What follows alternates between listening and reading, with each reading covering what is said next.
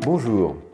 Alors, en tant qu'ancien directeur général du port du Havre, en tant qu'ancien membre du board de l'armateur CMA-CGM, je voudrais ici insister sur les enjeux qui tournent autour de ces secteurs, le secteur maritime et le secteur portuaire.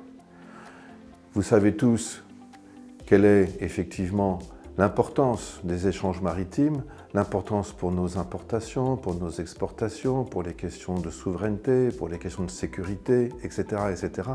Je ne vais pas insister là-dessus. En tout cas, ce sont des secteurs extrêmement dynamiques qui n'ont pas fini de faire leur propre mutation à l'heure en particulier de la décarbonation qui est un sujet aujourd'hui devenu majeur. Je voudrais d'ailleurs à ce titre citer deux exemples qui vont un peu dans le même sens autour de ces sujets environnementaux. Premier, c'est la décarbonation de la flotte maritime. Vous savez que les navires de commerce doivent effectivement être décarbonés avec des échéances précises, fixées, etc. au niveau international. Les ports doivent accompagner ce phénomène, doivent accompagner cette transition. Et comment faire dans les ports pour apporter, pour fournir, pour produire même des carburants propres? Comment mettre en place un système de prise électrique pour les escales des navires à quai? Comment adapter les infrastructures pour accueillir les futurs champs d'énergie marine renouvelable, etc., etc.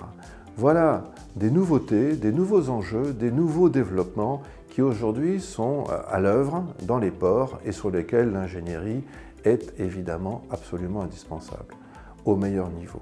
Deuxième exemple, qui est effectivement de même nature, c'est-à-dire de nature environnementale, c'est l'intermodalité. On en parle depuis de nombreuses années, certes, mais il faut inlassablement améliorer le transit des marchandises de la mer vers la terre, et notamment le fer et la voie d'eau. Ça veut dire quoi en termes d'infrastructures, quoi en termes d'exploitation de ces infrastructures. Et je crois que là aussi, il y a toujours du travail important à faire. Et donc vous voyez que dans les ports, il n'y a pas que les quais, les ponts, les écluses, les chenaux, etc., sur lesquels on fait du développement ou de l'exploitation. Il y a de nouveaux enjeux qui rendent très vivant, très dynamique et très urgent même le développement d'une ingénierie de qualité.